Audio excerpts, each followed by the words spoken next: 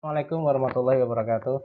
Alhamdulillah kita bersyukur pada Allah atas kesempatan nikmat Islam, kesehatan yang Allah berikan kepada kita sehingga kita masih bisa bertemu lagi, kita masih bisa melakukan atau melanjutkan aktivitas kita yaitu melakukan perkuliahan di semester genap.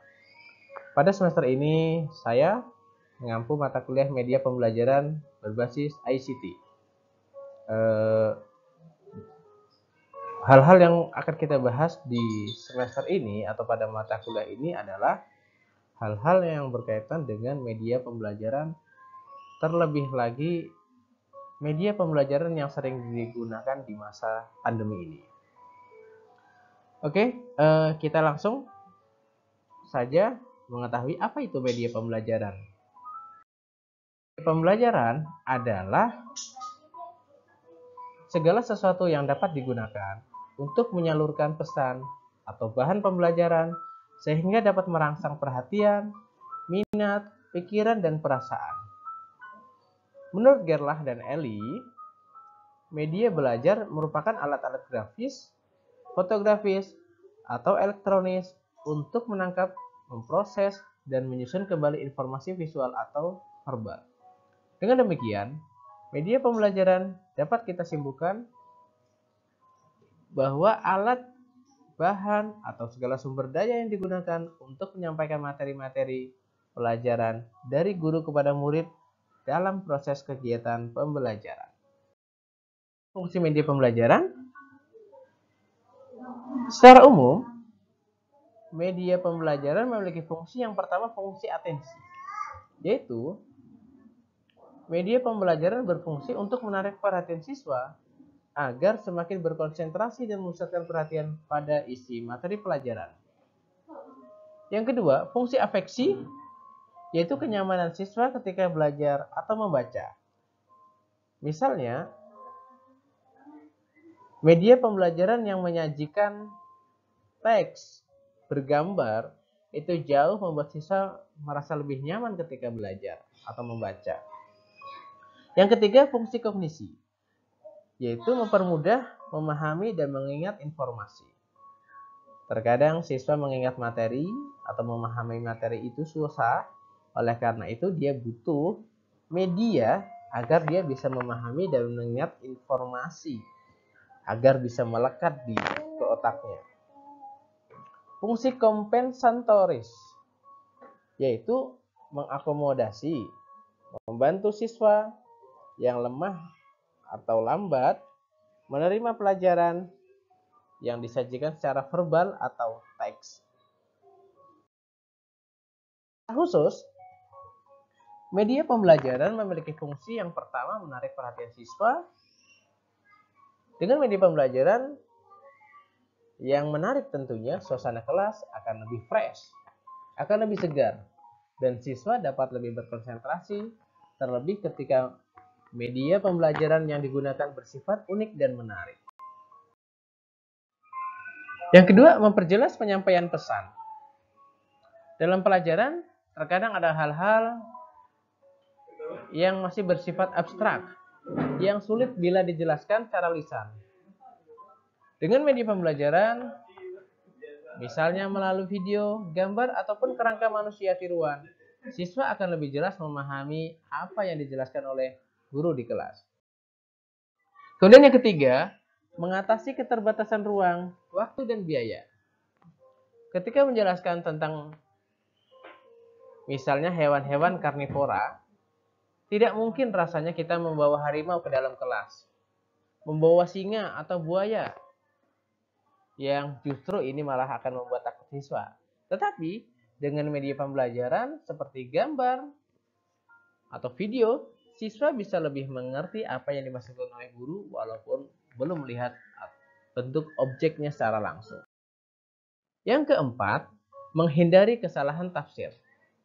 Ketika guru berbicara secara verbal, sudut pandang murid yang terdiri dari beraneka latar belakang, beraneka gaya belajar, beraneka daya serap, tentu akan menimbulkan perbedaan antara satu dengan yang lainnya dalam menangkap apa yang dimaksud atau yang disampaikan oleh guru. Dengan media pembelajaran, ya, kesalahan tafsir sebuah teori dapat diminimalisir sehingga sebuah teori menjadi sama dan tidak ada kesalahpahaman informasi. Yang kelima, mengakomodasi perbedaan tipe gaya belajar siswa. Manusia dibekali kemampuan berbeda, termasuk gaya belajarnya. Setidaknya ada 3 tipe gaya belajar, yakni visual, auditory, dan kinestetik. Dengan mengkombinasikan media pembelajaran, audio, video, gambar atau tulisan, siswa yang lemah menangkap pelajaran secara lisan bisa tertutupi. Siswa yang hanya atau lebih mudah menangkap pelajaran secara visual bisa diganti dengan media pembelajaran yang memang sesuai dengan gaya belajar siswa sehingga materi yang disajikan bisa lebih mudah dipahami. Keenam, untuk mencapai tujuan pembelajaran secara efektif. Dengan media pembelajaran, proses pembelajaran di kelas diharapkan sesuai dengan tujuan-tujuan yang ingin dicapai oleh tenaga pendidik di kelas. Macam-macam media pembelajaran. Yang pertama, media cetak. Media cetak itu berarti segala media yang disajikan dengan cara dicetak seperti buku, modul, majalah, gambar, poster, peta, foto, dan lain-lain. Media cetak juga dapat dijadikan sebagai media pembelajaran dan ini sangat membantu. Tentu kita sudah sangat familiar dengan media cetak ini dan hampir di seluruh lembaga pendidikan pun menggunakan media-media cetak ini. Termasuk poster-poster foto yang biasa dijual di pasar atau di toko-toko buku sebagai bahan atau sebagai media, sebagai alat bantu kita untuk mengajar. Ada media audiovisual. Media audiovisual itu terdiri dari siaran radio, CD, DVD, podcast, lagu, musik, file, MP3, telepon, lab bahasa, kemudian visual itu dari televisi, video. Nah, pada era ini, di era digital, kita dapat menyajikan media ini jauh lebih mudah. Bahkan mungkin kita sekarang tidak membutuhkan lagi tip kaset recorder atau radio. Kita bisa mendapatkan video pembelajaran atau video-video yang berkaitan dengan materi pelajaran dengan lebih mudah. Kalau misalnya di sini dicontohkan televisi, kita sekarang bisa menggunakan alat bantu proyektor yang videonya kita ambil dari YouTube, atau mungkin kita mengambil sendiri dari handphone, atau kita ngambil sumber-sumber yang lainnya. Yang jelas saat ini kita bisa menggunakan media audiovisual ini sebenarnya bisa sesuka hati kita. Kita bisa menggunakan ini lebih maksimal. Tidak hanya terbatas pada televisi, CD ya, karena mungkin kalau kita membutuhkan televisi dan CD ya perangkat-perangkat ini belum tentu ada di setiap sekolah. Tapi hari ini mungkin sudah setahun yang lalu sejak pandemi COVID-19 ini melanda dunia, ya kita sangat dekat dengan handphone. Nah, alangkah baiknya jika kita menjadikan handphone ini sebagai media pembelajaran, bukan sebagai media untuk pembodohan. Macam-macam media pembelajaran. Masih lanjutan babnya yang setelah tadi ada audio, video visual, audio visual, sekarang ada multimedia interaktif. game, aplikasi-aplikasi berbasis Android. Nah, ini cocok sekali untuk mereka atau siswa-siswa yang memiliki gaya belajar psikomotor. Ya, kita ajak dengan bermain interaktif. Kemudian ada learning.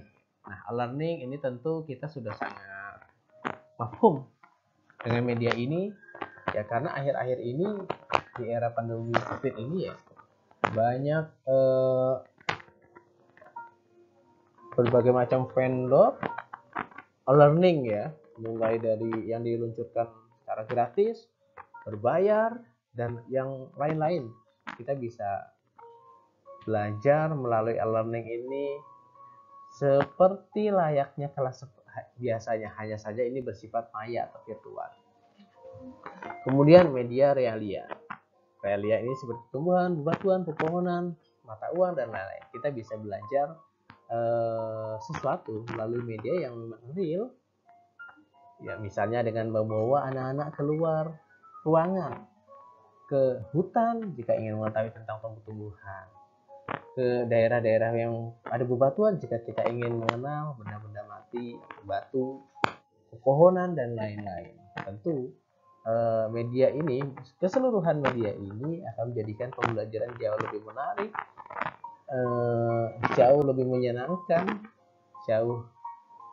sehingga materi-materi pelajaran diharapkan lebih mudah ditangkap atau diserap. Apa manfaat media pembelajaran? Ya, manfaat media pembelajaran ya, yang pertama penyeragaman penyampaian materi secara umum ya. Secara umum manfaatnya penyeragaman penyampaian materi pelajaran. Proses belajar mengajar menjadi lebih menarik, lebih jelas, dan lebih interaktif. Efisiensi waktu dan tenaga, kemudian meningkatkan kualitas hasil belajar para murid, memungkinkan kegiatan belajar atau kegiatan mengajar yang lebih fleksibel atau dapat dilakukan di mana saja. Kemudian menumbuhkan sikap positif. Apa manfaatnya bagi guru? Bagi guru, media pembelajaran itu berfungsi atau bermanfaat untuk memudahkan guru dalam menjelaskan materi yang rumit. Metode pembelajaran yang digunakan bisa lebih bervariasi, tergantung media pembelajaran yang kita pilih. Dan tentu ketika memilih media pembelajaran juga harus sesuai dengan materi pelajaran yang sedang kita ajarkan. Efisiensi dalam penggunaan waktu dan tenaga. Dapat lebih mudah memfokuskan perhatian murid pada materi yang sedang dipelajari, menata suasana kelas agar lebih hidup dan interaktif, membuat siswa menjadi lebih aktif di kelas dan tidak mudah merasa bosan di kelas. Tercapainya tujuan kegiatan belajar mengajar secara efektif. Apa manfaatnya bagi siswa? Bagi siswa, media pembelajaran itu siswa bisa lebih memahami materi yang disampaikan oleh guru. Pembelajaran lebih menyenangkan dan mudah dipahami. Kualitas belajar siswa meningkat. Proses belajar dapat dilakukan di mana saja. Mendukung pembelajaran mandiri atau otodidak. Membangkitkan motivasi, minat, dan keinginan belajar. Terima kasih. Sampai jumpa dan insya Allah kita akan bertemu lagi pada lain kesempatan dan tentu pada tema yang berbeda. Sekian dari saya. Assalamualaikum warahmatullahi wabarakatuh.